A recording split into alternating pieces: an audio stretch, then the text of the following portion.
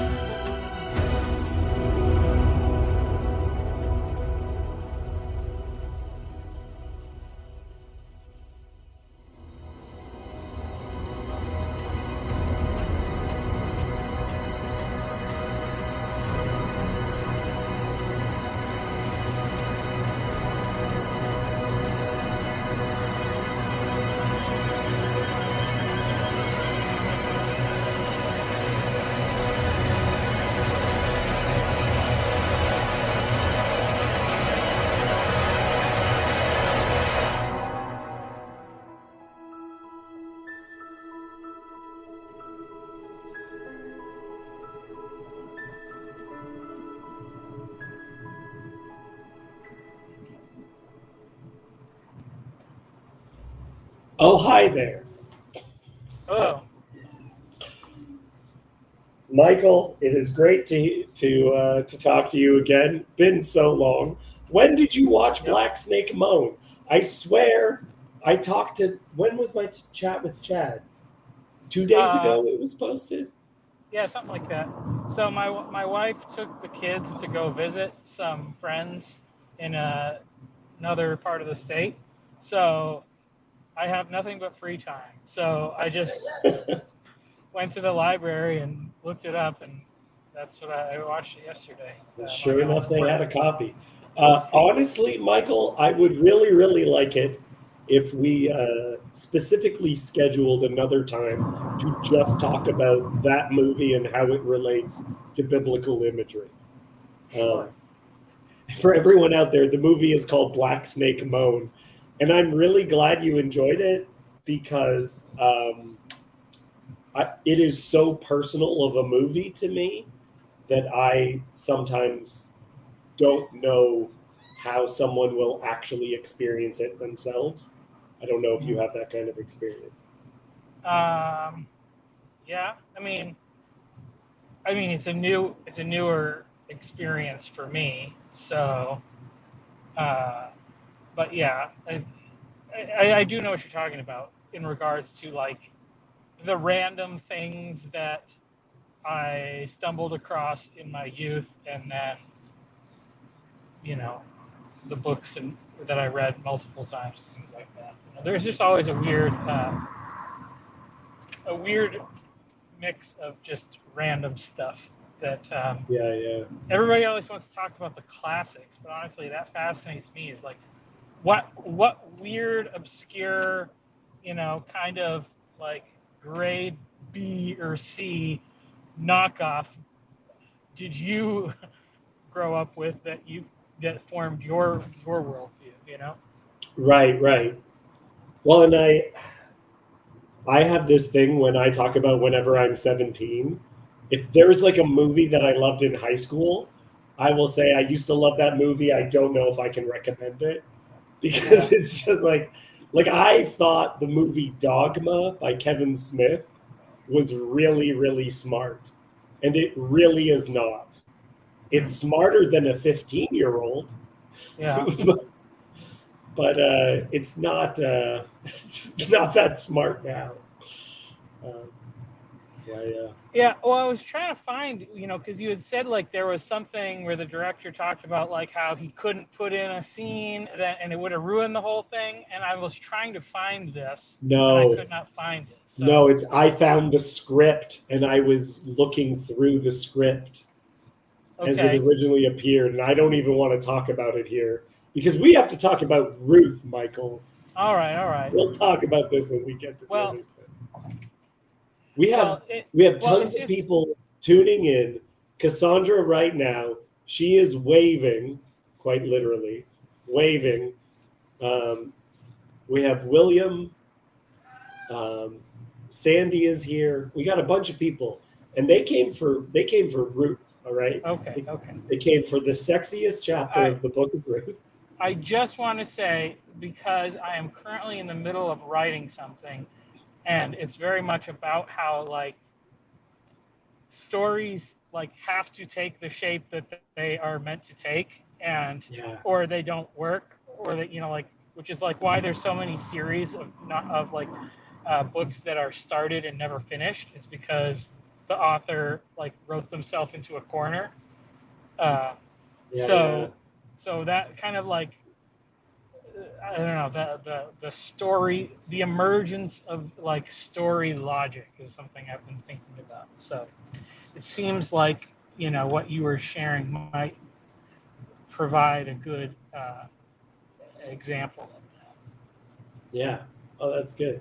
Well, and if people are interested, this book, The Shepherd of Princes by Mike Bonikowski, which you can get on Amazon, is a post-apocalyptic book that I edited. I edited it for my friend and did story helping and all this other stuff to such an extent that I'm on the dedication page of the book. Nice. So it's a really I stand behind this book, The Shepherd of Princes, and had to go through a lot of what world building is, what is set up and payoff. Yeah, it's.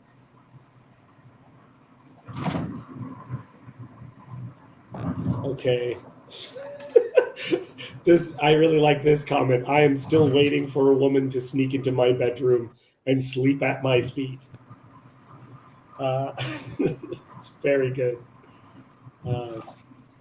Yeah, and Cassandra is noting something correct. That you need a threshing floor. That's how you get them ladies. Yeah, you gotta have that Okay. grain. Yeah. That's how you get them. Okay, let's go into the text. We're going to talk about a bunch of stuff. I'll show you my favorite penis joke in the Bible as well.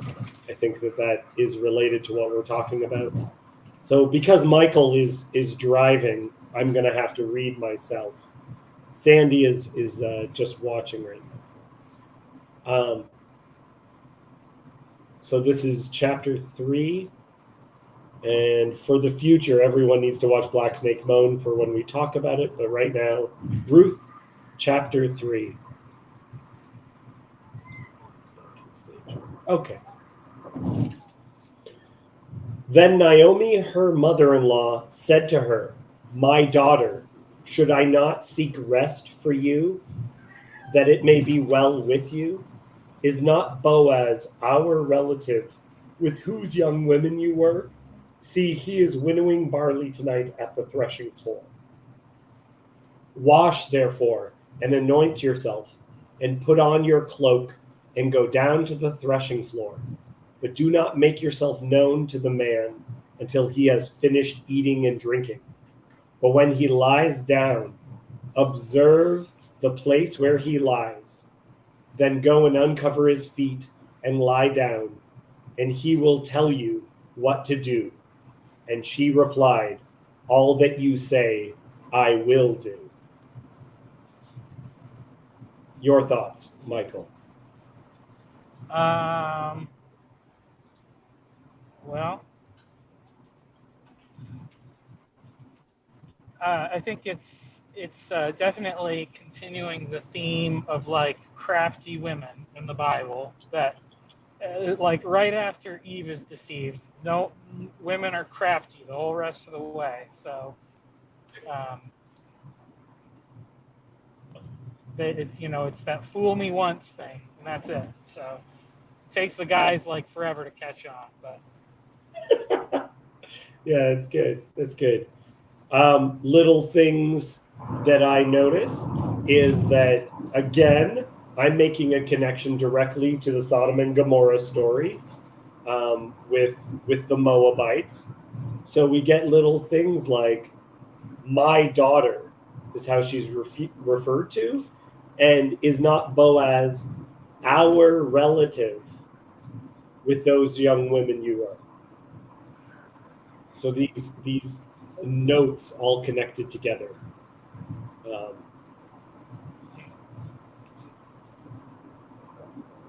Let's see what else we have. So the eating and these are some of the connections. The eating and drinking, that it's these were harvest parties, right?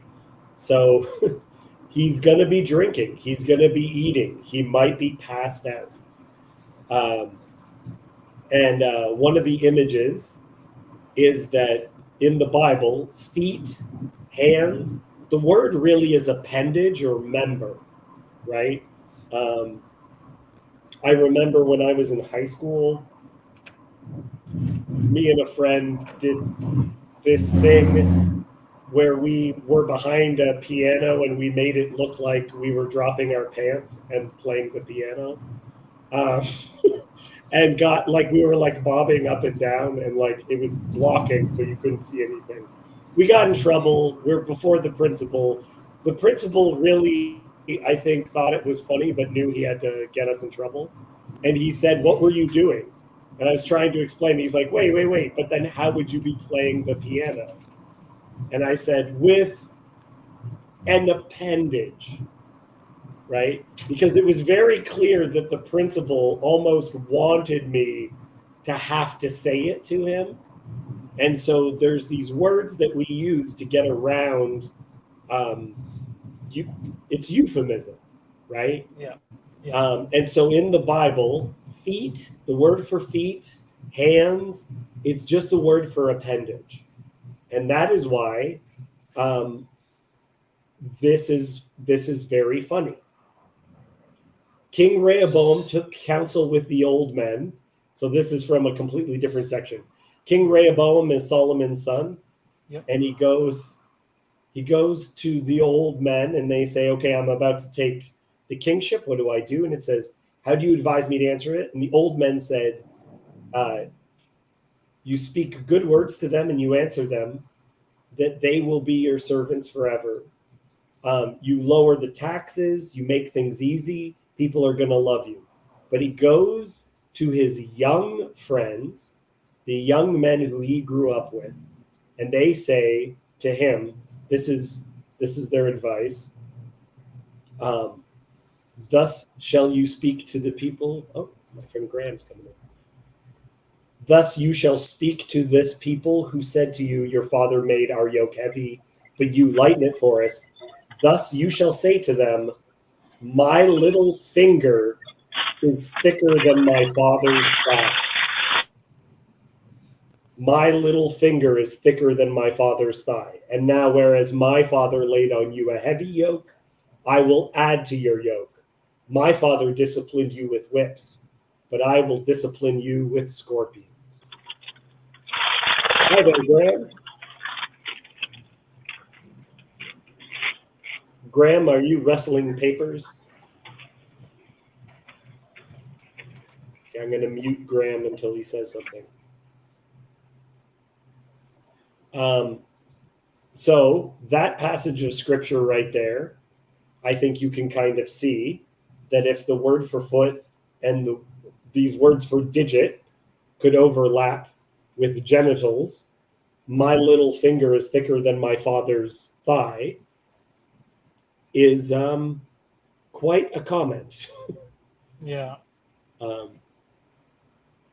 Yeah. So we take that back into there, the uncovering, and Michael, do the whole spiel for me, will you, about uncovering your father's nakedness? Well, I mean, that is an idiom that usually means something, sexual. I mean, because that's what they say in that thing of Leviticus: don't approach so and so to uncover their nakedness, and that's what. What is it? Ham. Well, Noah uncovers his own nakedness, and Ham goes in and looks at it. But either way, it is a nice idiom in that you can tell a young child not to look at somebody's nakedness, and at that surface level meaning, it is a true piece of wisdom without having to explain to them the more mature connotation, on which I keep saying it's odd how like the English Bible translations that are supposed to be easy to read, they always just translate that as had sexual relations with, when they could just be more literal and say uncover nakedness, and it would be more appropriate and more accurate. Right. And sometimes you have to learn the idioms, without a doubt. And that there are some stories which are clarified by this. This is why Jacob is so big on we got to learn Hebrew. Cassandra is bringing up the story. What about Moses and Zipporah? And it says when she touches his feet with his foreskin. Yeah, Cassandra, you're absolutely correct. Right? Is that there's a story where it's a very confusing story, and it seems more related when you hold these idioms to be true, when you can see that stuff. I think, though, here, so just so people know, that's where the idea that that you may hear people say that there's some kind of oral sex happening here in Ruth chapter 3. I don't think so. I don't think so, and I'll get into why. But do you think that they're getting it on? No, I mean, I think it's interesting because Naomi tells her, you do this and then listen to what he tells you to do. Like she's making and it might be in a sense like she's fully prepared, growing up in Moab or whatever and knowing the ways of the world, that she's expecting what Boaz is going to tell her to do might be, a preview of things to come or whatever, but it doesn't seem like that's what happened. That I don't see any reason why you would have to assume that, except for people wanting to do the whole like wink wink nudge nudge like Well, indeed, I think that the use of euphemism is to steer us to wonder about these questions. Jan God is saying, I think the modern audiences underestimate the sexual depravity of our ancestors. No, I think there's a lot of places where it's really clear. I think this is one where it's much less so. Yeah, I would agree with you, and I think it's very, very important that where the text is purposely unclear, that we should be unclear with our interpretations. Where I'm going to say where I think the text is heading us, I'm very, very open for other possibilities. I'm going to bring in another thing, because I took a course on 1st and 2nd Kings, and this is the beginning of Kings happens like this. Now, King David was old and advanced in years, and although they covered him with clothes, he could not get warm. Therefore, his servants said to him, "Let a young woman be sought for my lord the king, and let her wait on the king and be in his service. Let her lie in your arms, that my lord the king may be warm." So they sought for a beautiful young woman throughout all the territory of Israel, and found Abishag the Shunammite, and brought her to the king. The young woman was very beautiful, and she was of service to the king, and attended to him, but the king knew her not. Okay.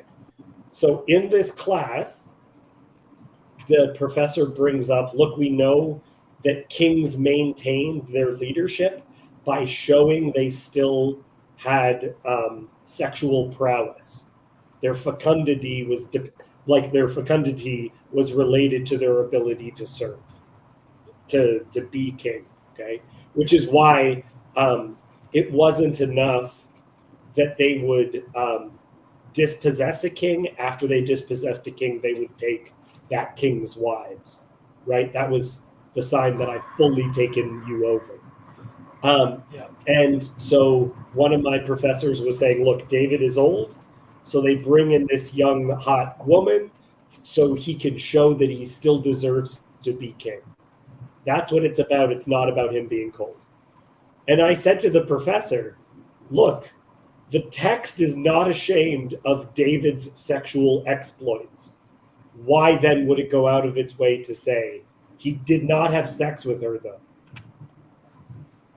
It's because it's not because the text is ashamed of the sexual depravity of our ancestors. It's that sometimes we're obsessed with it, so we're throwing it in everywhere. Right?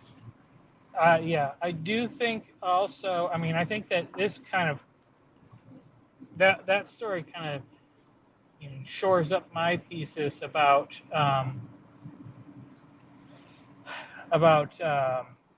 David's repentance after the prophet comes, like, I think that was the time where he opens his eyes and then he saw women differently, because you have Bathsheba, the mother of Solomon, who's very much still like, she's his wife that he's like in an active relationship with. She's, like, so, I think you could say that he might have been faithful to Bathsheba from that point on. I think he was a changed man, because he's so, like, I just don't like, like when the story of Abigail, it's Abigail, and it's like she should have been an amazing um, wife for him as like an actual companion, but then he also marries so and so, whoever, and it seems like, prior to that thing, he just didn't have a high value on women as such, and I think that his moment of repentance changes his view on the what marriage was originally intended to be. Yeah. No, and I think I want to hold all of the euphemisms for what they are and not to change the text. So we're going to jump back into the Ruth story, and we'll see, I think, why there's enough euphemisms that you can double up euphemisms so that it's very clear what is happening. And sometimes the text does that, and sometimes you can feel the text blushing or purposely making it unclear. Okay, and that's important for us to know.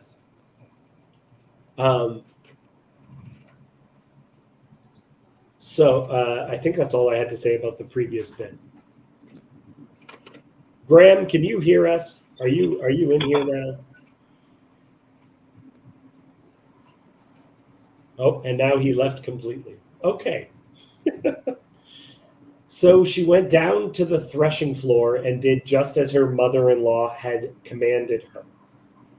And when Boaz had eaten and drunk, and his heart was merry, he went to lie down at the end of the heap of grain. Two more people. Do you guys, hello, do you have opinions on this bit of Ruth that we've already talked about? I think you think too much about dicks. Okay. Thank you, Graham. Thank you so much. Sorry, I had to say that. Is it me or the Bible that thinks too much about them? No, I think there's definitely something to what you're saying. Okay, good. Cassandra, do you have any comments before we continue on? No, not right now. Okay. So we're I do have to go though, so I'll talk to you later. Okay. We're at the heap of grain. Is that where we are? Yes. Yeah. Is that like how in the Song of Solomon's her belly is like a heap of grain? No. That's not okay. That's not the part that's the problem. It's the next verse that says your navel is like a goblet of wine. It's not her navel. That's it is her belly that is like a heap of grain. But it's navel is a bad translation. Cassandra, how about you read for us? Is this big enough? But that's the connection there, though? Is that what you're... No, I wouldn't make that connection explicitly. Okay, go ahead. From 7? Yes. And when Boaz had eaten and drunk, and his heart was merry, he went to lie down at the end of the heap of grain. Then she came softly and uncovered his feet and lay down. At midnight the man was startled and turned over, and behold, a woman lay at his feet. He said, "Who are you?" And she answered, "I am Ruth, your servant. Spread your wings over your servant, for you are a redeemer." And he said, "May you be blessed by the Lord, my daughter. You have made this last kindness greater than the first, in that you have not gone after young men, whether poor or rich. And now, my daughter, do not fear. I will do for you all that you ask, for all my fellow townsmen know that you are a worthy woman. And now it is true that I am a redeemer, yet there is a redeemer nearer than I. Remain tonight, and in the morning, if he will redeem you, or should I just end there? Yeah. Let's pause for a second there. Okay. I do think that Boaz is drunk because it specifies that his heart is made merry. It seems to me like he passes out. Yeah. I like this line. So she came softly and uncovered his feet and lay down. So this is the bit that people would say is the sexing, the oral sex. At midnight, the man was startled and turned over, and behold, a woman lay at his feet. And he said, "Who are you?" And she answered, "I am Ruth, your servant." Okay, so for me, this is the callback to Sodom and Gomorrah. Afterwards, Lot's daughters uncovering their father's nakedness. So it's hinting at this thing, but Lot's daughters take. It's a taking which occurs, whereas this is presenting them as she is presenting herself as a servant. Okay, she says this to the mother: "All that you say, I will do," taking the position of the servant. Whatever Boaz says, I will do. I am your servant. So it's this over and over again, which is why I don't think she's date raping Boaz, because otherwise the lesson is Moabites. Moabites will always roofie you if given the chance. In fact, I think is Jael a Moabite? I can't remember. Now I have to find this out. No, I think she's something else. But either way, Cassandra, do you have any thoughts on that? I don't know what you grew up as the proper interpretation. Yeah, well, I had never heard about the possible oral sex one, but yeah. But I think it would change the story a lot if that was how it unfolded. Right. Well, and especially the possible scandal. It's just like this is a thing that people give to like junior high girls to be like, look at this. Isn't this the best? It's just like, guys, maybe pump the brakes just a little bit. Yeah. What do you think is behind Naomi telling her to lay down at his feet and uncover his feet? Yeah, so I don't know. Okay, if there is a law that we will get to, and it's so if you wear, okay, in Deuteronomy, if you don't fulfill your role as the kinsman redeemer, it says you spit in his face, you take off his shoe, and you slap him in the face with his sandal.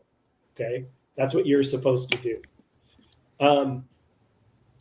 But shoes were also used, I believe, I have to find more evidence of this, in a pre-literate culture, a shoe would be used as your signature.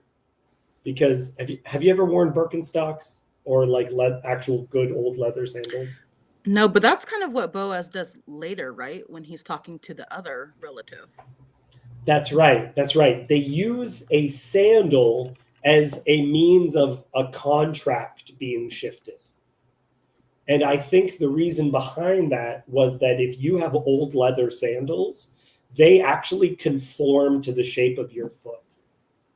So if you have this object, it actually could not belong to another person.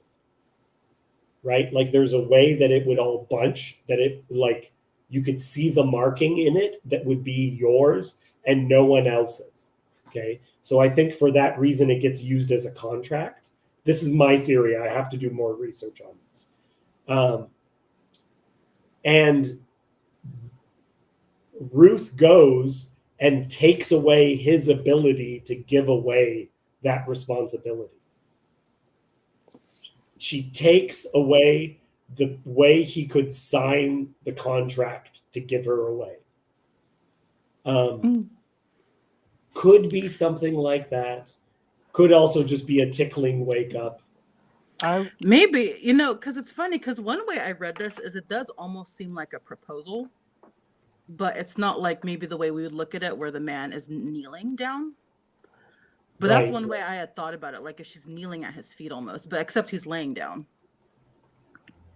But I did not understand the foot aspect. I was thinking, wonder if it's kind of like, when Abraham sends the servant to go find a wife for Isaac, and he's, putting his hand under his thigh or whatever. Like, maybe there's a grabbing that's just like, hey, I'm touching this thing, Yeah. Oh, sorry. That story is a perfect example of the same euphemism. Yeah. The whole thing about it's all about Abraham's seed. It's all about his lineage. So he's literally, the servant is literally swearing on Abraham's seed that he will find him a servant. So I don't think he's swearing on Abraham's thigh. Right. I think he's swearing on Abraham's testicles. Right. Which, let me tell you, you take that oath very... Are you taking this seriously? I'm taking this very seriously, okay? I think it's very clear how serious I take this, okay, Abraham? All right. Oh my gosh, I look at these stories so different now, I think. Yeah. Yeah.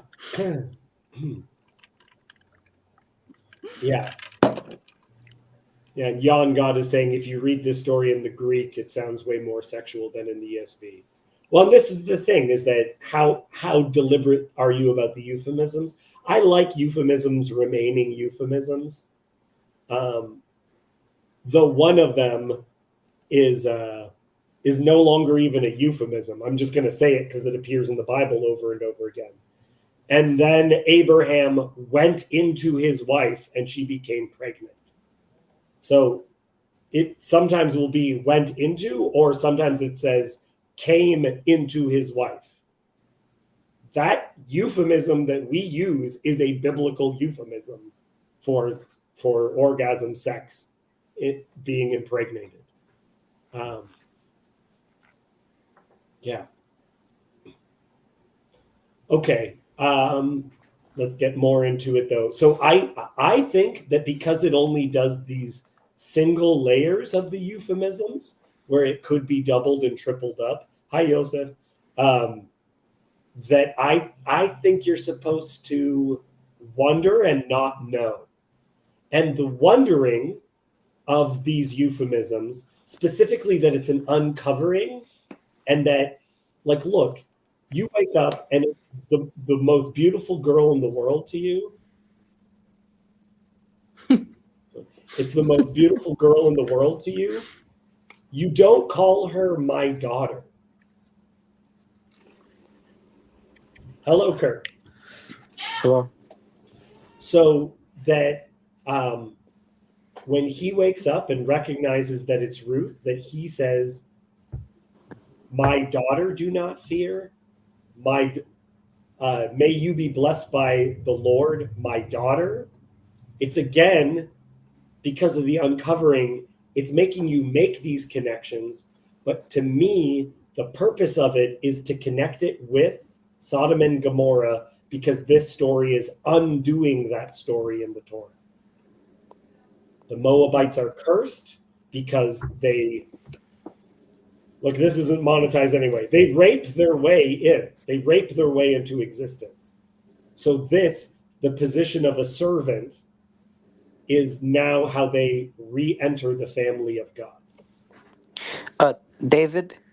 Yeah.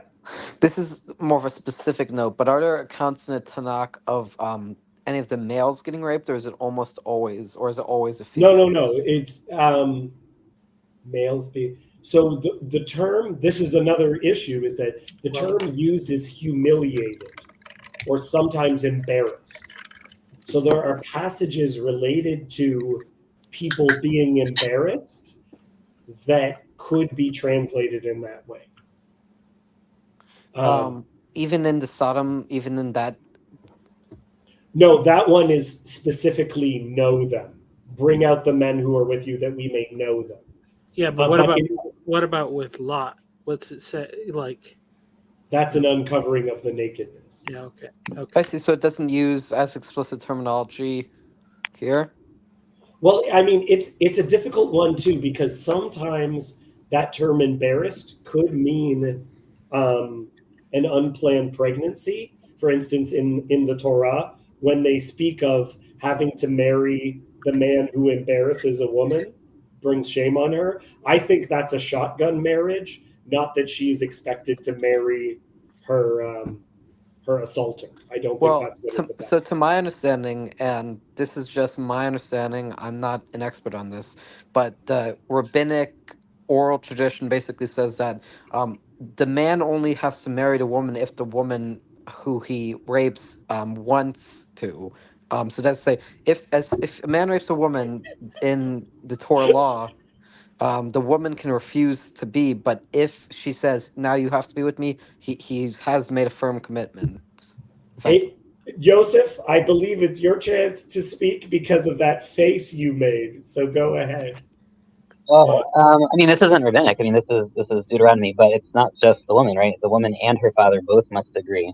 So she, or if he, I mean, how often do we have poor, teenagers who, make bad decisions? Let's say, it's not only rape, right? The word that's used is actually not. It's seduce, which can have both connotations. It's the same word we have with Dina, Yeah. and basically both the girl or woman, and it has. I mean, the word it's used is like she's younger. She's not like someone who you would consider an adult. Yeah, she's like I'm pretty sure the age is like around 12 and a half or something like that. Yeah, I mean it's we can Well, get into we can get into the rabbinic like she's halachically a like legal exactly adult, but under her father's right, authority. I somewhere think. between 12 and 14, but a very young teenager who probably shouldn't be making life choices yet on her own around these things. But both her, so if it obviously like she can refuse because marriage has to be consensual. Like all Jewish Yeah, marriages, but the but problem also is the father gets to just has a say in that one, which he wouldn't have if she was older. yeah, but the problem is a lot of the atheist types misrepresent it as if the woman has to marry the rapist. Oh yeah, I mean no, I mean that's just wrong. But I mean I don't know that. I mean, I'm just clearing up the common misconception. Yeah, I think you're right. That is how the text is used. Joseph, do you want to throw in a couple of cents about? Yeah, I mean, I literally just got on. I wasn't able to like catch up much. I heard you basically when Sandy asked her question, why does Naomi do this? Why does she send Ruth to do this? So this comes from actually some of the stuff I sent you, David. Yes. That this is a very subverting story, and I don't think they're actually having any sort of relations in this text. I think actually that's the whole point. It's supposed to you're supposed to be leading you to think that's what's going to happen. And Naomi is suggesting that's what Ruth should do. She should seduce him, and then because there's a lot of parallels with Tamar and Judah, and there's all this stuff going on in the background of the story. There's all these internal references, both to Judah and Tamar, but also to the rape of the concubine of the Levite at the end of Judges.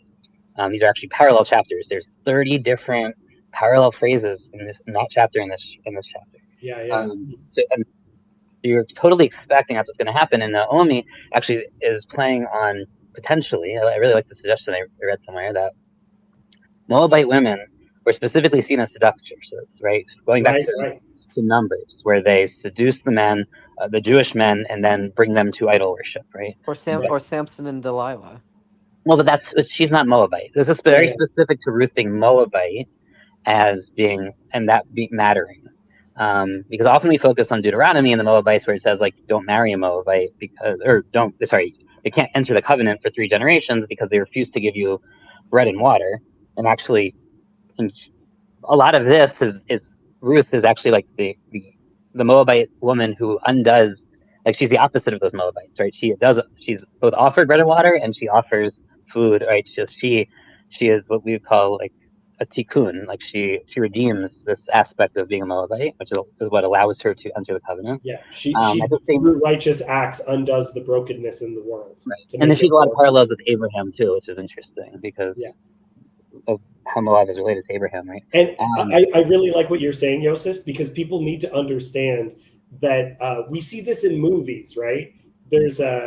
We see a setup that we've seen 100 times so that we have an expectation, and that expectation in good storytelling is either met or subverted. Subverting is also meeting those expectations in a different way. In a different way. So this is entirely a subversion. Naomi is used, like we expect her to send Ruth, who's this outsider, Ruth the Moabite. She's always called that until this scene, right? The first time she's not called the Moabite, and she gets to name herself, which is also really important. Because the judges, remember, no one has names, especially the women. She gets what happens here, and this subverts this entire. This is why Ruth really is a response to judges, because it subverts it and says, I care about the name of this woman who's a stranger, who's a foreigner, who's like sort of joined the Jewish people, but like isn't really my family, kind of is. Like, and I'm going to accept her, and that's what Boaz is doing. The community then does after him because he leads that motion in that direction. And there's this entire subversion of the Book of Judges, of the inhospitality, of the cruelty, especially two women. The women move the story in both, which is that's because the judges, the women are also the movers of the story, often, because the men were off doing what was right in their eyes, basically not being leaders. So the women kind of fill that vacuum. I have a question for you, Yosef, that I'm wondering. I don't know if Ruth knows that she is undoing specifically how Moab is created. I don't think she does, but I think the writer of the text knows, but Ruth in the story is just being righteous. Yeah. She doesn't know, like this to me is we're just following what God wants from us. We are doing good in the world and we bring about Mashiach into the world while doing righteousness, and we don't even know what part we're playing in it. We don't know what we're undoing. We can also talk about it in a different sense, right? We could talk about it and in a kind of if she doesn't know that she's fulfilling a set of archetypes, and if she was aware and conscious what archetype she was fulfilling, would destroy it almost, right? Yeah. So there's this. I don't want to go to Barfield exactly, but there's something about like the consciousness of being a representation, like that ruins it. And I think this is actually very interesting because this is almost the opposite of what we see in the New Testament. And we don't have a whole discussion necessarily about this, but in the New Testament, I think there's a very clear consciousness, both of the people within the story and of the authors, that they're trying actively to fulfill archetypes and patterns. Whereas here we have this very, very different. And this is also about the mother of the Messiah, right? I mean, that's Naomi and Ruth could both be seen as they're both the women from whom the Messiah comes, but they do not understand and are not aware of this pattern fulfilling, and it would ruin I think they would ruin the story if they did. But right, because then you're not actually submitting. Then you're not actually putting yourself in the position of the servant. Right, not just being themselves. I mean, not to use like a super modern, like authentic frame, but they're not just being themselves, like being good. They'd be like actively like trying to like bring about like Messiah, right? Which would be a very different approach to this. But they are good, and they naturally, without having to force themselves into these boxes. Right. I do want to go back to one thing. So we expect Ruth to seduce him. That's what Naomi sets up the story to be. Be the Moabite seductress. Get him. He'll be drunk, even his drunkenness. The drunkenness is setting up the same thing. And and that in fact, it's the same exact phrase that's used, that he ate and drank and was like had joy and then went to sleep. That same phrase is used in the rape of the concubine of the Levite in Judges.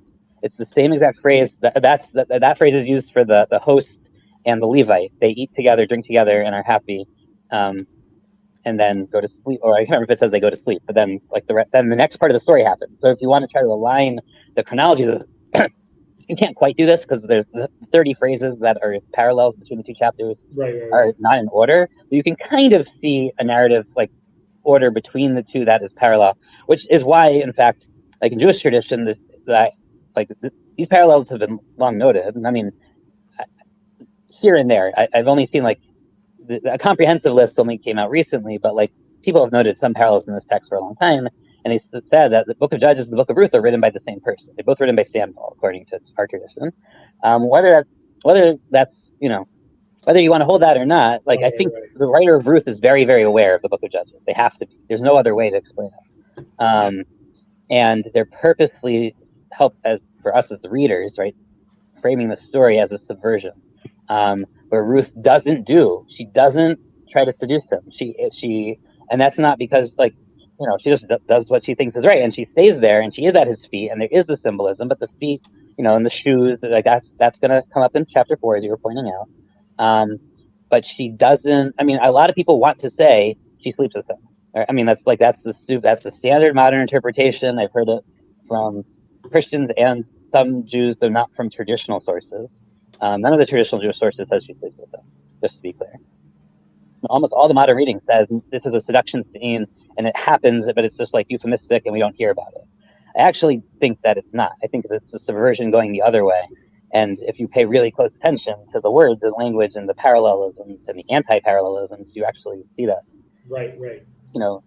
People's minds just are in the gutter and want to push it in that place, basically. But yeah, well, because if the euphemisms are never, if they only always have the secret meaning, and they never have the surface meaning, like in any instance, then it's just like it's like a pornographic story or whatever. I mean, like the whole, like the Bible as a whole, like you have to have, because otherwise it doesn't mean anything. Otherwise it's just like a deceitful thing.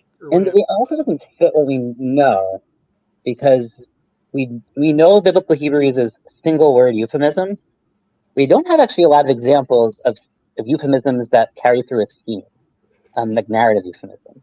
And that, I think, is an important consideration. I mean, that, and whether, because the argument for why there's individual euphemisms, the traditional argument even, is that the text was changed by scribes so that it wouldn't seem as problematic, like because people didn't want to read about explicit, sexual stuff in the text. That's the traditional argument, even, that there were changes. I mean, maybe not to the Torah, but certainly to the other books, that euphemisms were used. They did a terrible job. Correction, but a scribe would never have the balls to actually change the story, is the argument, right? Like they would change a word so that it wouldn't seem like whatever, but they wouldn't change. Now that, and I don't know if Jacob's watching, I'm not looking at the chat, but like there are people who try to understand even that assertion because they feel uncomfortable with the idea of scribe changing text in other ways to, apologetically. But like there's an idea, and it's a complicated one, because there are questions of whether biblical Hebrew had words for certain things or whether it always used euphemisms, because there are things where we don't actually seem to have a word for that would be like everyday things that one might want to censor, genitalia words and things like that. Right. So yeah, it's interesting, but yeah, so I wanted to really push for this. There's, in fact, is a great book. And I would say that Naomi specifically says that she is seeking rest for Ruth, which is tied to the notion of redeeming, right? That you allow your fields to rest. There's sort of. I see where you're going.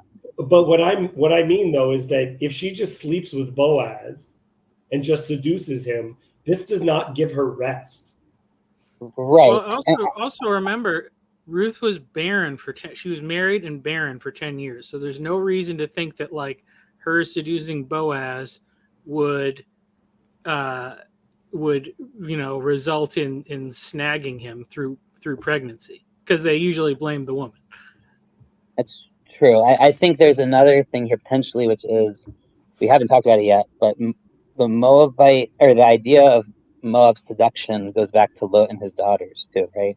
So Lot's daughters like come to him in the night, he's drunk, they sleep with him, and that's how Moab gets born, right? So like this is and and it's at this point where like everything's at its worst and they think the world is over, which one could kind of say the Book of Judges is kind of right. It's Sodom. It's literally being compared to Sodom and Gomorrah.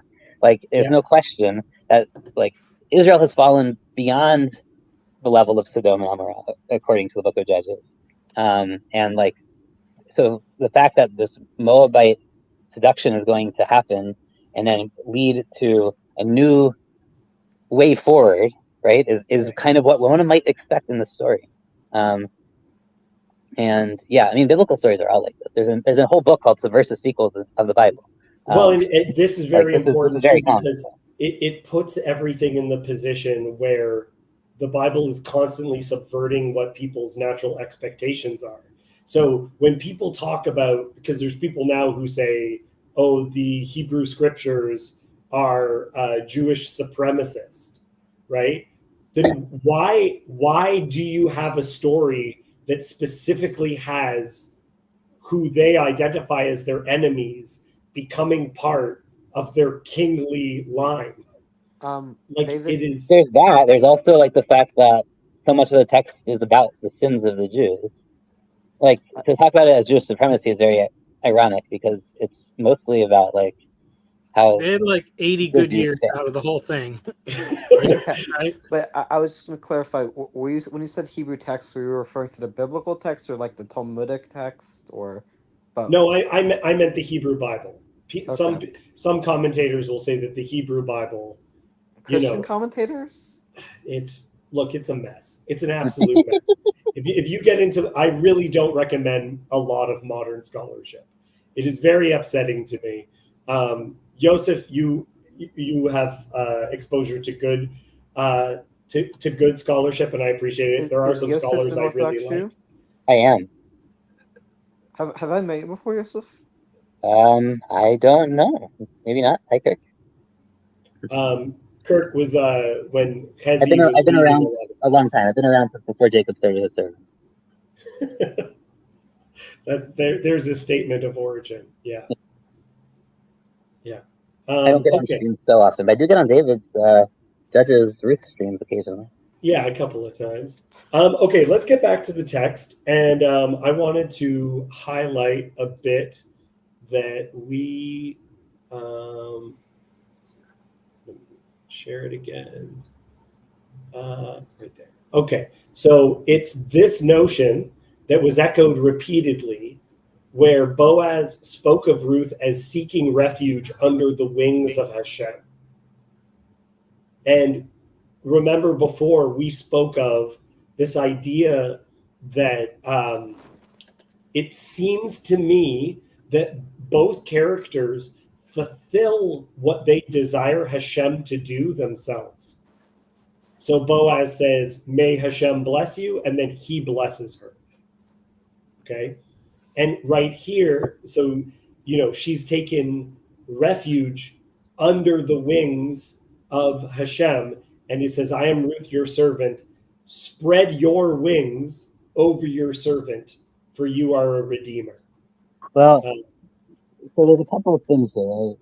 Because the word wing there is kanaf, which is translatable as wing. And we use this phrase like under the wings of the Shekhinah and stuff like that. I think the King David uses later. But there's also like kanaf just means the hem of your garment. Yeah, like the edges, thing, right? Corners, it says here. Well, so it's not Yeah. corner. It's edge, but I could see why one would go in that direction. But it's important because it's also, if you remember from Judah and Tamar, he gives her his gedilim, the fringes at the edges of his garment, which are used for signing documents, David. Interestingly, he gives him the seal and his fringe and his tzitzit, his gedilim. So yeah. David's muted. He's showing us his muted prop. himself. Oh no. Oh, that's a talus. Oh, he's there you go. Yosef, correct me if I'm wrong, but there's nothing wrong with a non-Jew wearing a talus. At Complicated. least halakhically speaking. Halakhically speaking, I mean, it doesn't fulfill any commandment. They can wear one. It I doesn't know, but mean or do anything. but there's nothing inherently halakhically improper about it. I mean, not particularly. I can't think of a halacha that would prevent them from doing so. I mean, so Noahides, for example, are expected not to keep Shabbat fully, but we're right. Well, but that's a separate and very specific ruling just on Shabbat. My intention right here is an object lesson. I intentionally wasn't wearing it when I came back on. Okay, but on the edges, on the fringes, right? What Yosef was talking about, right? The symbol of God's commandments, that you would have the fringes, and to be covered by the fringes, and even related sometimes for weddings, the tent that they will be under, sometimes it will just be a talit that will be on poles. Yep, that's what my wedding was like. That's a chuppah. That's sometimes what you make a chuppah out of. Sometimes they have a special thing, canopy, but right, and you'll see that a lot in outdoor weddings. If they don't build something specifically, there'll be people holding the poles. Have you ever been to a Jewish wedding, David?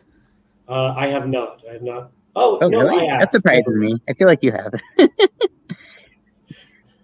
I've been. Sorry, I went to one, but it was barely Jewish. It was not nearly Jewish enough for not my Orthodox.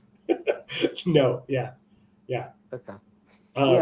So, but the rule against keeping Shabbat has nothing to do with can a Noahide wear a talit or anything like that? The rule against keeping Shabbat is specific to Shabbat and not generalizable. There are other things to talk about with other mitzvot, but you can't generalize from that one. But some people have noted that the edges of the garment and the edges of the field where the person does gleaning, and that these are the people that are on the edges of the community, and so it's all over. It's the fringe character. And we also had the phrase in 2:12 in Ruth. We already had this phrase, "You've come under the wings of the God of Israel for your protection." That's right. So it's definitely a playback. And this is, I mean, what you're saying about that, like they're acting the way they want God to act. I mean, that's standard Jewish stuff. Like even the priestly blessing is the priest bless the people, may God bless you, right? Yeah. Like that's just we're conduits, right? I mean, that's all. You basically you are given things in order to give it to others. Is like a huge principle of kind of, I would say, Jewish charity, but generosity, but it's all connected to this, right? You're given blessings so you can give it to others. That's the whole Abrahamic thing. It's certainly in Ruth and Boaz, both of them exemplify this in different ways. Right, and so it's a variety of images all at once. I was last week, Yosef, I was talking about this. I don't know your opinion, but it's how birds, specifically chickens, protect their young, or when you're cold and have a blanket, right? There's so many images of the wrapping around, the gathering with it, the covering of the wings as a sign of receiving blessing or being under protection. And also when we get the priestly blessing, right? The modern, or not so modern, but the practice is when we cover ourselves with our talit and our kids are underneath it, right? Right. And it's with us. It's one of these really beautiful, one of my favorite moments, in fact, in our liturgy.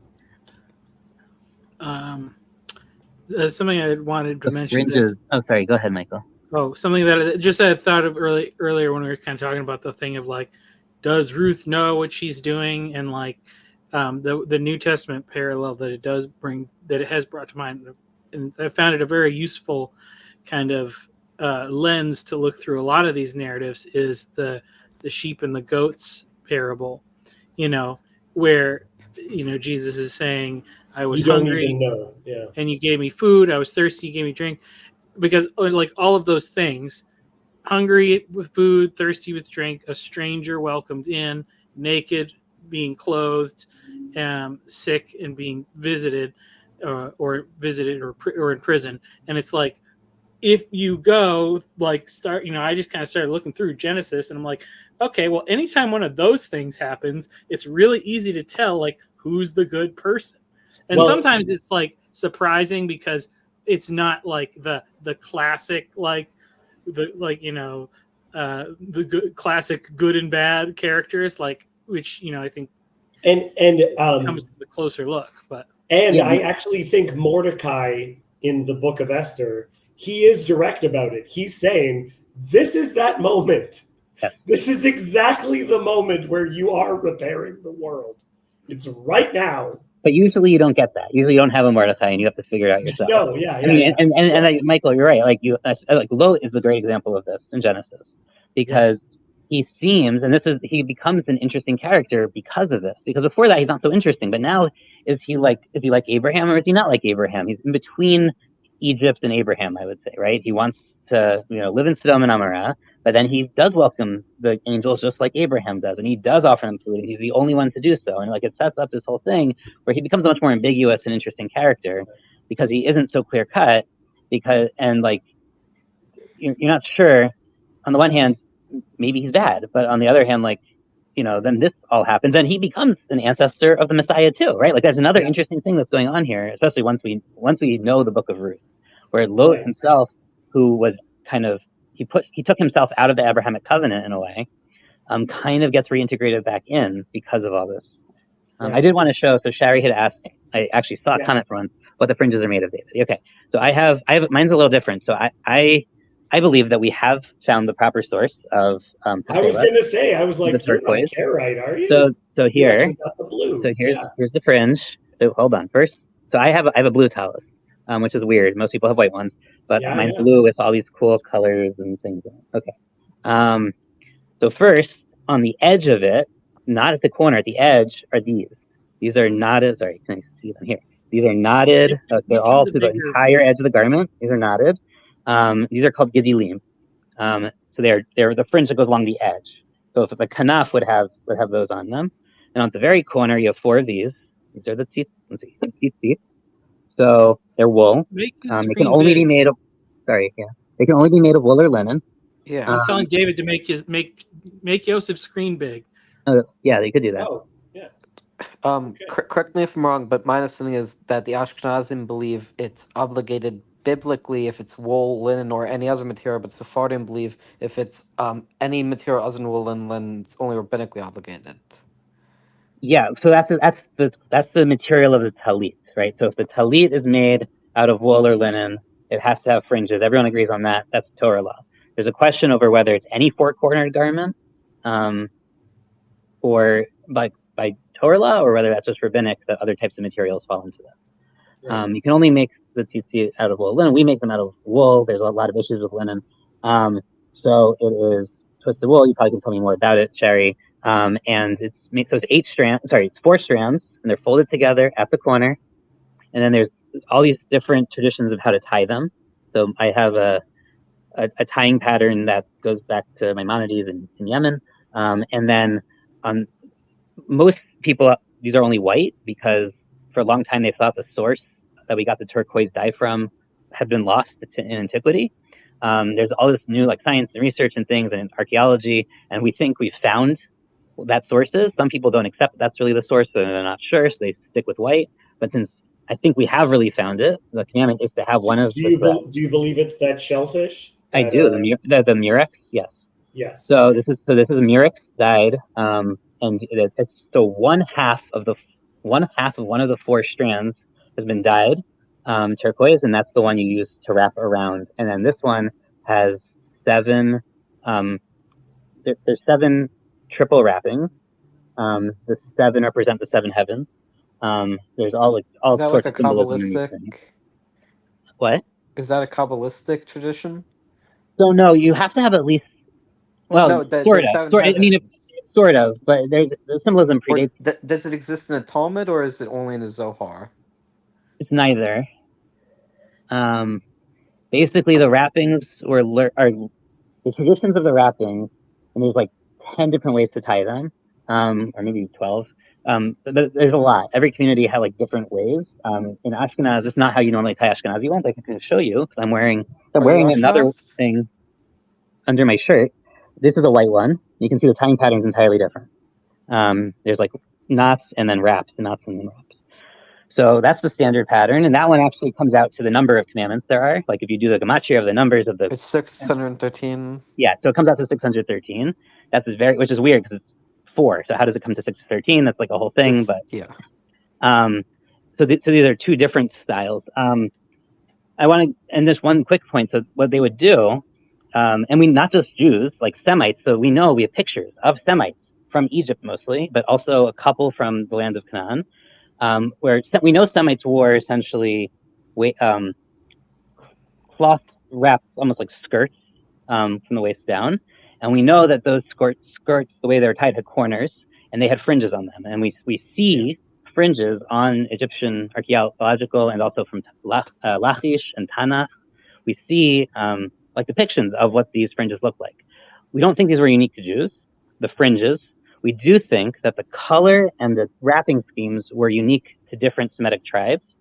And we actually know, because we have some archaeology of this, that we have actual artifacts, that they would use the imprints of their of the fringe, especially the knots and the wraps, as a signature, which is really, so they would sign documents in clay that way, right? They would press it in.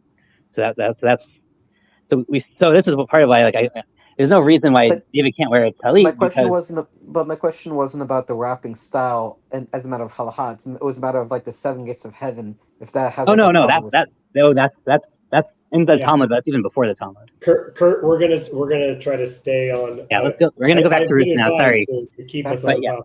top. For those who don't know what Yosef has been talking about in media, the most famous image that Gentiles would know would be Fiddler on the Roof, where whenever he's doing his dance, you can see this is the separate garment which Yosef was talking about, not the prayer shawl, which I was showing originally, and then Yosef was showing, which is called the talit.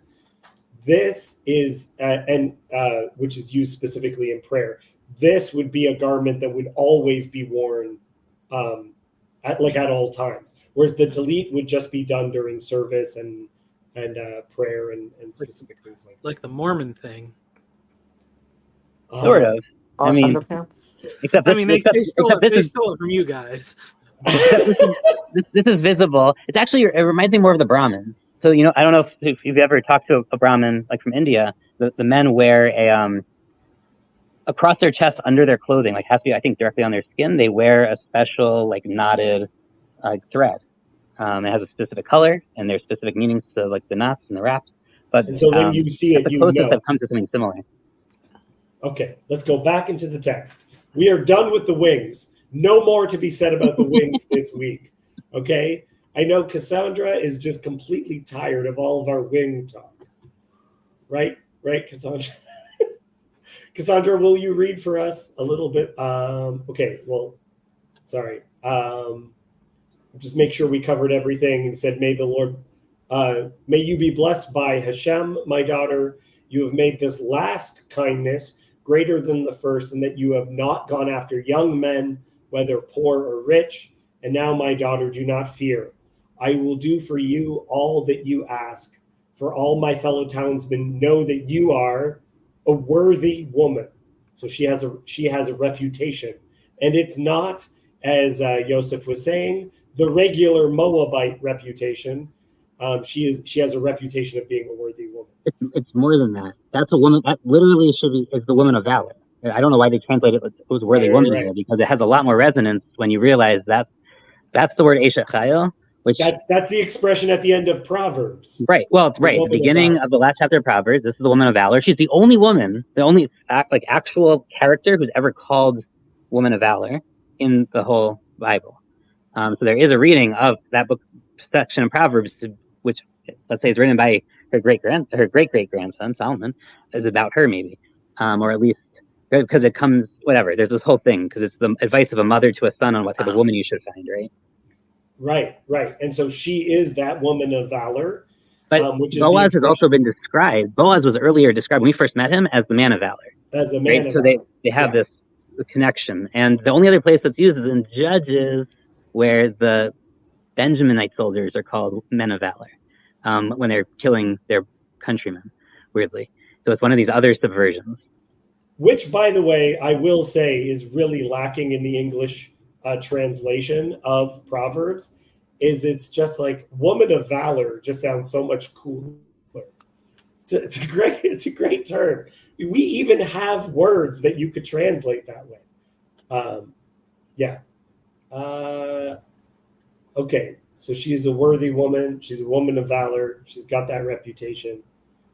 And now it is true that I am a redeemer, yet there is a redeemer nearer than I.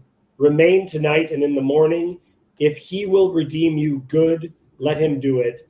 But if he is not willing to redeem you, then as Hashem lives, I will redeem you. Lie down until the morning. The first time I read, yet there is a redeemer nearer than I, it was difficult for me not to think that it was speaking of God. That there is a redeemer closer. Do you have thoughts on that? I always have thoughts, but I've already derailed you enough. You'll never finish the stream if I keep telling you. Yeah, it's good. It's good. I was going to say, plug this. I have this open on my lap as you're talking. The best book on Ruth that I've come across. Ruth, Ziegler, awesome. If you really want a Who wrote full... that? What? Who wrote that book? Yeah, L. Ziegler. Ziegler. Yeah, Ziegler. Mm-hmm. I know there's a Ziegler School in Los Angeles, but Not related, but yes. Okay. Common gist thing. But yes, so she's awesome, and this is the best. I mean, this goes exegesis, midrash, like any, archaeologically stuff, like everything. Yeah, Yosef sent me an email with just some of this as a resource when it was the Feast of Weeks, and I really appreciated it. It was great. Okay, Cassandra, will you finish reading the chapter for us? So she lay at his feet until the morning, but arose before one could recognize another. And he said, "Let it not be known that the woman came to the threshing floor." And he said, "Bring the garment you are wearing and hold it out." So she held it out, and he measured out 6 measures of barley and put it on her. Then she went into the city. And when she came to her mother-in-law, she said, "How did you fare, my daughter?" Then she told her all that the man had done for her, saying, "These 6 measures of barley he gave to me, for he said to me, 'You must not go back empty-handed to your mother-in-law.'" She replied, "Wait, my daughter, until you learn how the matter turns out, for the man will not rest, but will settle the matter today." I love that. Because there's all that stuff in the Torah about settling things within a day, paying the worker in the day and everything. That I think that's all related. That he, in fulfilling, he will do it today. He is not going. And this, by the way, also is used to show people's righteousness. Right? Abraham wakes early to saddle his donkey. You wake up early, you get the thing done right away, and you don't let the day finish before you finish it. That's an important part of a righteous person. early bird gets the worm. The early bird gets the worm. It's also part of the complication of Lot. Look, if you know your city's going to be destroyed, you don't sleep in, which is something he does. Do Christians have a similar concept about like importance of priority and like timing and goals? I would say so. I'm trying to think of one of the bits that's in the Gospels. It will speak of making yourself right with your brother even before you go to make, like, if you are going to go and make a sacrifice, not to delay in making yourself right with your brother first, as an aspect of your sacrifice. Yeah. Is there anything inappropriate implied by the fact that she was there until morning? At his feet. Yeah, Yeah. she stays at his feet. I don't think so. Well, One you know what? It depends on if one wants to read the euphemism into it. Well, I would say, so she tells Naomi everything that happens, and then Naomi says, he's not going to rest until he settles the matter. I don't think that would be the case if something had already happened. You know. Yeah. There's a lot of Practical, yeah. There's some cow buying about to happen, so I don't think the milk has as But the speaking of that, there is a nice little thing that comes out of from this book where she's holding out her garment. He puts in the barley, and then she has to carry it back secretly. So she would she would have to lift the robe back up. It would be over her belly. She would look pregnant, basically. There's this weird, very physical. If you think about like what this would look like, depending on how much barley he gives her, obviously, and we don't know because there's no unit of measure. It's one of these things people debate about because it says it's 6 barley, like 6 grains, 6 stalks, 6 cups. Like we don't. There's no. It's one of the few places where there's no measurement given. It's really weird. But there's also a whole discussion about whether it's a symbolism. The Midrash says it symbolizes like 6 descendants of hers that will become prophets, basically. But so it's maybe just symbolically of these. But yeah, like is this a promise almost of like symbolizing, future? What do you want to call it? Like generation, but through nourishment. Like I don't know what that is. Right? Actualized potential. Yeah, maybe. Maybe it's interesting. There's a parallel here, right? Boaz tells her, "I don't want anyone to know that you were here. Like sneak out in the morning before people like get up." And his parallels Naomi, saying, sneak, like don't tell the man, sneak over there so he doesn't realize that you're coming. And he kind of didn't fall for the trick. And at the same time, he's really concerned about her reputation, it seems, and maybe both of their reputations, but let's say her reputation. And he doesn't want that to like affect how the town understands her because she's a woman of valor, and he doesn't want that to kind of poison her reputation. Yes. Okay, let's see what else we have here. Again, the chapter ending with the daughter. It's over and like these ideas. Ruth the Moabite, Ruth the Moabite, Ruth the Moabite. My daughter, my daughter, my daughter, my daughter. Like, there's definitely a repetition in there. And so, if my theory about directly trying to parallel the creation of the Moabites is not true, then someone has to come up with a better explanation. Except the one time she's not Ruth the Moabite, or the first time, and the time she starts no longer being Ruth the Moabite is when she introduces herself to Boaz. She doesn't see herself anymore as a Moabite, it seems, and she thinks she's Jewish, right? And that but everyone else, even though they think she's a woman of valor, they think of her as a Moabite. They can't break that frame. They see her as this outsider and stranger, but I think it's clear that she doesn't see herself that way, and she's, especially at this point where she's participating in real Jewish practice. Like earlier, she didn't seem to like know the rules, right? She like didn't know the rules of the field, and like it helps to be explained to her. But like now, she's like at a different level of understanding and feeling that she's participating in this nation. And it's my understanding Jewish tradition does say that she eventually like entered a mikvah and like had a formal conversion. Not particularly, actually. The rules for conversion were not standardized in this period. So, and there are much later sources that like, try to figure out like, how did she formally convert? If she formally converted, like, did she convert? But is the consensus that she halakhically converted? We understand her as being a halakha convert, whether that was using the version of halakha that we have now, or no, like she was doing halakha conversion per her period. The question is just like what that looked like in her period, which is an open question, right? It doesn't give us we don't have enough information. Okay, and as we get to the end of the text, I'm now going to bring in some poems because, of course, I am. I don't think you knew this, Yosef. I've written a poetry book where all of the poems are based on Ruth. I have an amazing poem about Ruth to send you then. Oh my God. Send it to me. I'd be quite happy. I got 2. One is my most midrashic of the poems in my little anthology. So this one, this one is related to this chapter.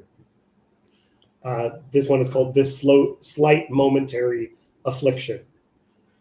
She washes as clean as she has ever been. Treading down the dusty path, only her feet are dirtied. The night is dark. She steps on something small and sharp, barely a prick. Her lotion hands, smooth and slick, pull out the petty thorn. Her feet, rough and worn, heal faster than the pain would assume. Would she have turned away for it? For the dark night or the petty pain? This path, dark and painful, leads to her love, to the substance her prayers were of.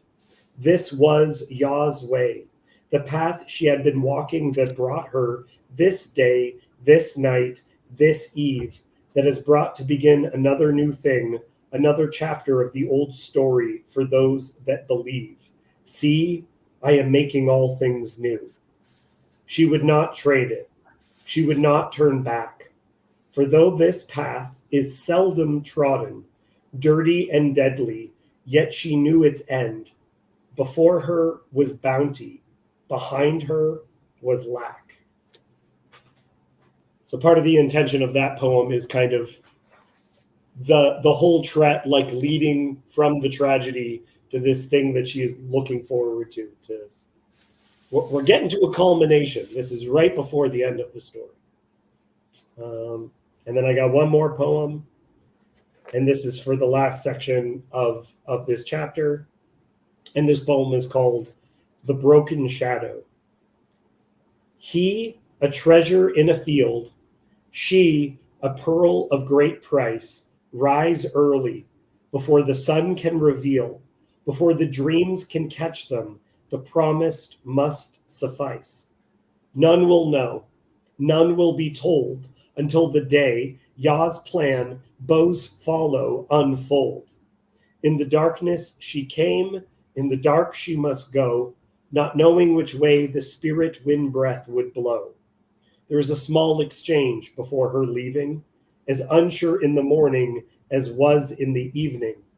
She cannot find her words, he cannot find his sandal. He takes one step closer, it melts her like a candle. He breathes her in before there's light to see all her face. He sighs it out as if to say, your sweat is sweeter to me than perfume, your calluses softer than moss. This burnt off life, this mire and dross is being sifted off by the commitment he holds. She unfolds a garment upon his request. He loads her with bounty, but waiting for Yah to bless. The other's good, their presence the other presents. The heavy glory she must carry home, to wait alone, to see if he can settle the matter, to see if this sharp, worldly matter can be softened by grace. Her mother's knowing face nods and speaks. Absent is the grief from the sound of her tongue. You will not wait long. By day's end, it will be settled. Then the sun, like shining orange metal, broke the sky's shadow that had fallen on these widows. There's my poem for the end of that. Beautiful. Wow. I could use more rhyming. See, Cassandra, she's been.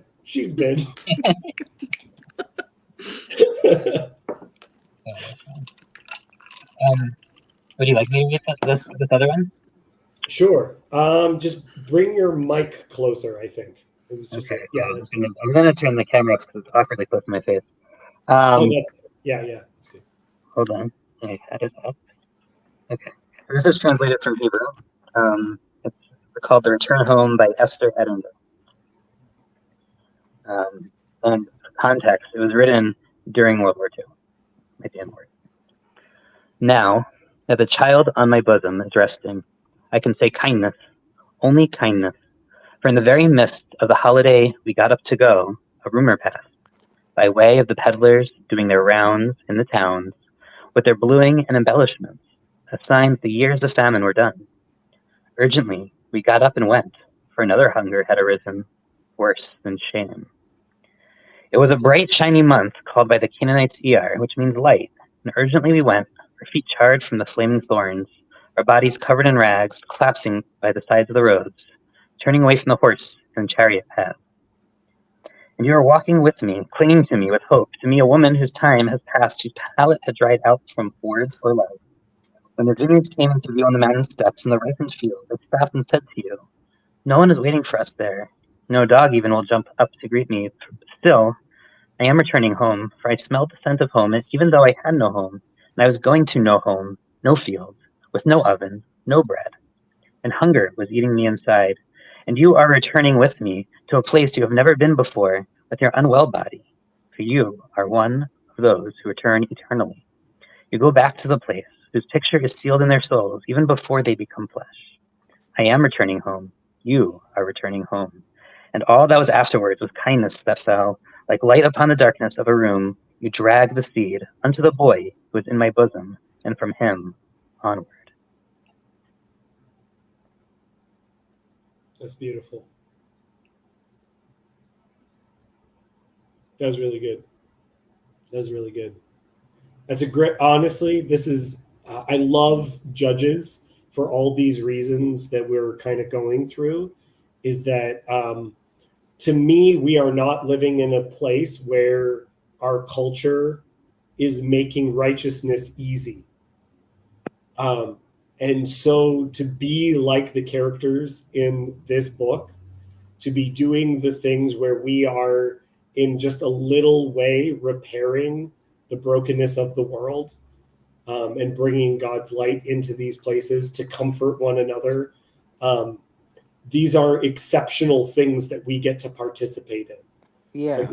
Like at one point, someone said to, I was in an English class in university, and someone greeted the professor, and he said, well, how was your, and the professor said, it was just after the Christmas break, and he said, how was your holiday? And the student said, exceptional. And the professor said, really? Was there something about this particular Christmas which was an exception to all others, therefore making it so that you would use such a word? And the person said, no, it was nice. But I really mean that.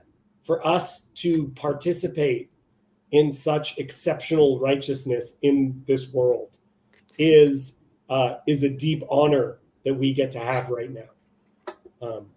To be exceptions. Well, to my understanding, and I don't want to get this sound stupid, but like to my understanding, one of the problems that like Orthodox Jews have with Reform and Conservative is that they sort of abuse the notion of Tikkun Olam, right? Because Tikkun Olam is an actual ethical principle of the religion, but the way it's used in you could say more liberal or non-traditional sources sort of cheapens the word. Not sure going with it. I know what he's getting at, but okay. I feel like that will lead us down a very, very long different path. What was that, Yusuf? I couldn't. Oh, yeah, no, I think, yeah, that's a very different conversation. I'm not exactly sure how you're connecting it to what David just said. I'm trying to, it's a misuse of the term, like, exceptional, I think, really well. But, because I was speaking of repairing the world. You were talking about there is an undoing of the curse. But again, going back to what I said when we first came on, it's not necessarily being actively aware, right? Like, right, there's this weird thing, right? Because once you become conscious of it, there's certain traps one can fall into. I actually think that this goes, I mean, this is a whole other story, but I think this actually goes back to Cain trying to repair the sin of his parents. That's a whole other kind of element of this, where he basically, I would say he's traumatized, and he is trying to fix his trauma by reliving it out and re-traumatizing himself. I mean, like so there's this complicated relationship there between like what is repair, and is it, you become too conscious of your past in such a way, or the archetypes or whatever that you're trying to live into them, that you actually they become a trap for you. Which is why we have the commandments, right? You're not trying to become a person or an archetype. You just told at this moment, this is what you should be doing. I mean, but in the sense of not necessarily legalistically, but as you live a life out in that way, you are trained. It becomes habit to hopefully, I mean, you can talk about hypocrisy and all those things, but hopefully they train you in the habits that bring you to these points of where you're, even if you're not as lucky to be born as with as much kindness as Ruth, you would have instilled that in your being. Yeah. Well, the mitzvot are in a sense to develop your personality traits, right? There's an idea that like every mitzvah you perform is going to shape who you become, but it's it's not like you do the mitzvot in the moment with the long term aim of improving your character. You do it, and then by their fruits you shall know them, sort of thing. Right, If that right. makes sense. I like what Michael was speaking of before, where there are New Testament passages that speak of not even like you do the good act, you do the good thing, and you don't realize exactly how that is going to be counted to you. You are Yeah, by their seeking to fruits you do shall know God's them. will, and sometimes I will say, especially when there are commandments that you're fulfilling, you're fulfilling the commandment when you're fulfilling. It's not a mystery to you, right? You're not like, oh, I wonder if I'm fulfilling the. Well, it's not a mystery, but there's certainly, right. Like I could throw on my telly, and just like rush my morning prayers and like Right, not right, think about it, and it could just really be a piece of cloth, right? Like if I don't, like if it's going to work on you, not just yeah, like something you're performing, but something that's working on you, then you have like there. You have to have like there's intentionalities and things. That's what can also be trapped. I mean, I think one of my I don't think Jacob's on. One of my major critiques of Kabbalah is often the symbolism becomes so reified that if you do the symbolic part of the thing wrong or have the wrong intention, like that somehow like isn't as good as like it doesn't ruin the act necessarily, but like it's non imperfect, and it's this weird stress on like because there's so many levels to the symbolisms. It can't just be to think that there's only one issue, but it also like right. There needs to be more. Okay, anyway, I you've used think all we're your time. gonna. Okay, Yosef, I think you have already given more than enough opinion. So, Cassandra, can I get any last reflections from you?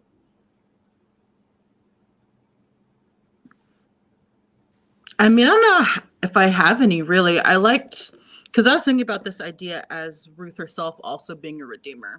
And Yosef had mentioned something about that earlier, which I thought was nice. Because what would have happened to Naomi if she did come back alone? That's kind of just the end of it. And she doesn't have a son, she doesn't have anything. That's good. That's beautiful. But I was also kind of thinking of this idea of self-consciousness too, about Ruth not being self-conscious of her being a valorous woman or undoing the sins of the Moabites and stuff with I've been kind of watching there's like some little channel called Radical Ramblings, which I think they're like Rad Femmes or something like that. It's a really small channel. But I was watching it because like they're like listening to them talk about like these kind of sex issues and stuff. And there's that famous quote of this feminist author that talks about like every woman has a man inside of her peering through like a peeping hole, like peeping at her. Which author? I don't know if I could find it. I think she's Judith Butler? see. No, it's Cassandra, let's see, somewhere. just go by what you wanted out of it. It's okay if we. Yeah, because it's just the idea of like women can't just be themselves without thinking about how they're actually being themselves. So there's like they're saying, like there's this little man inside of your head that is watching you comb your hair.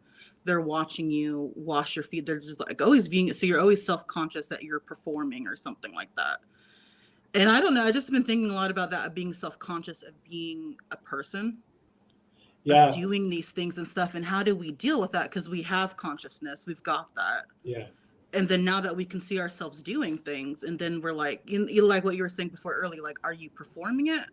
Are you doing the things, or is it just a fake show and you're performing for yourself? Well, and what's interesting with that, and that could be a whole other conversation that we have, is I don't think that's put on women by men.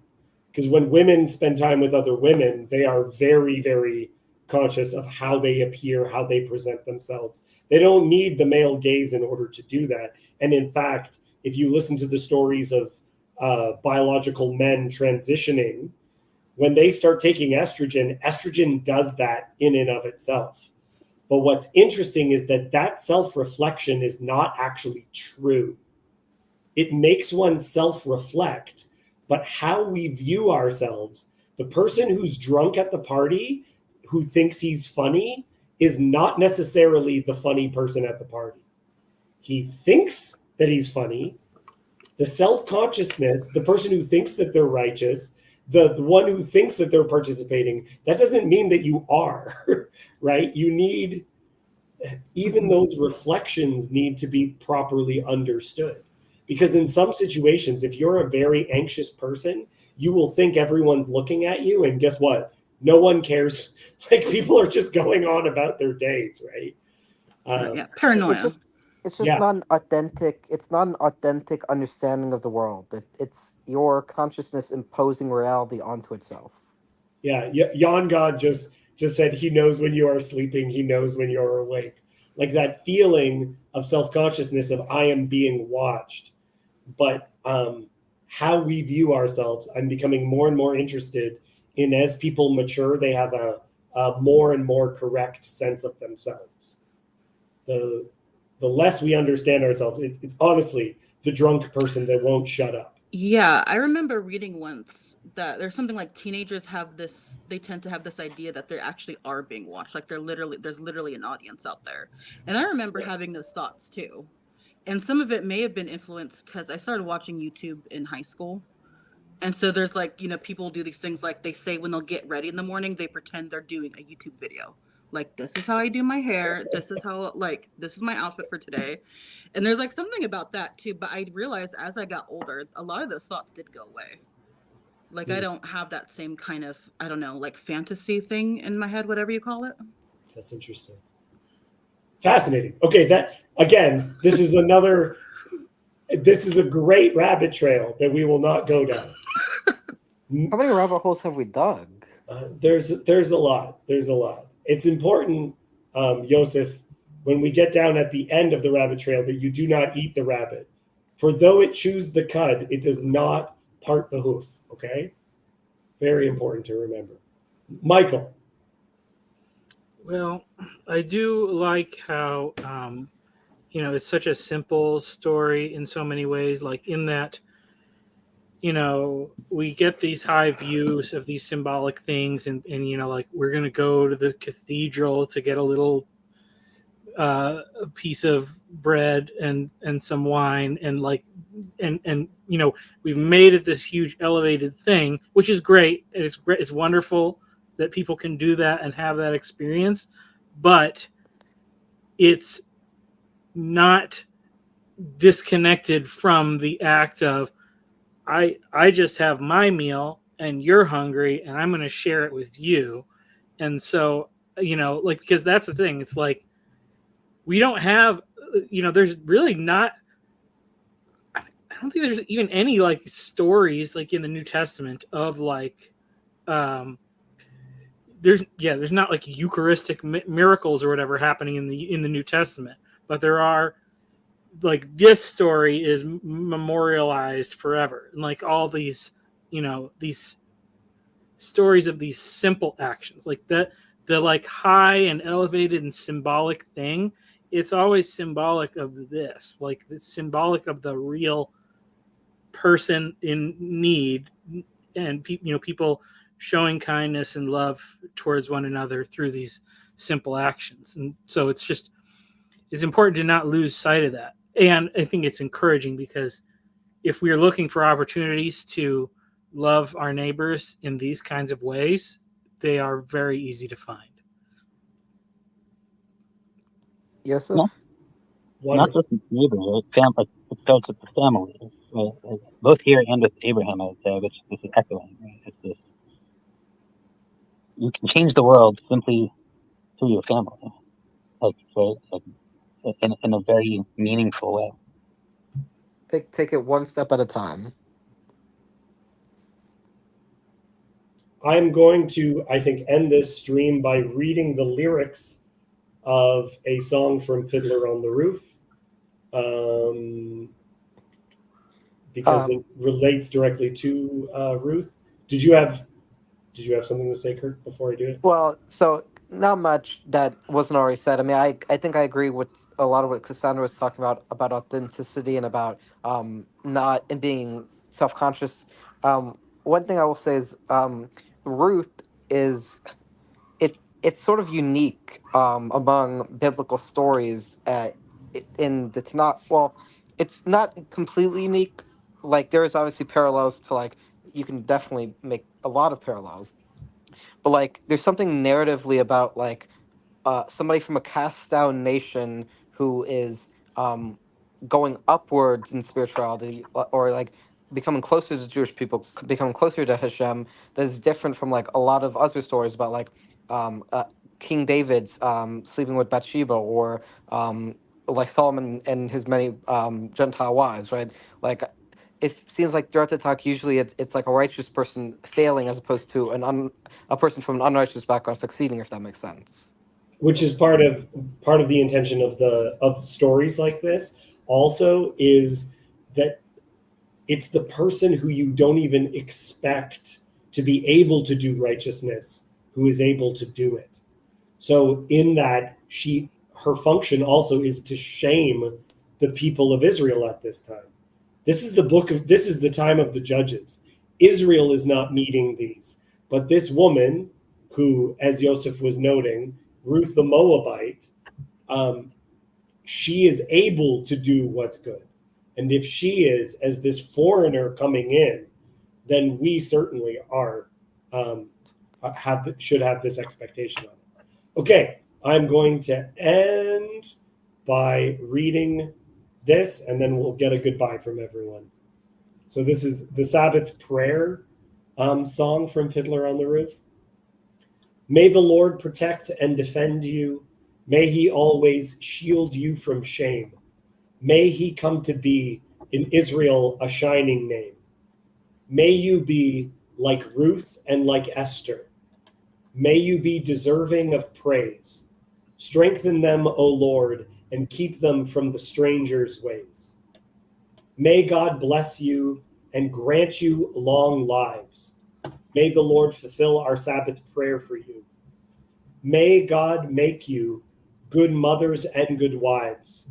May he send you husbands who will care for you. May the Lord protect and defend you. May the Lord preserve you from pain.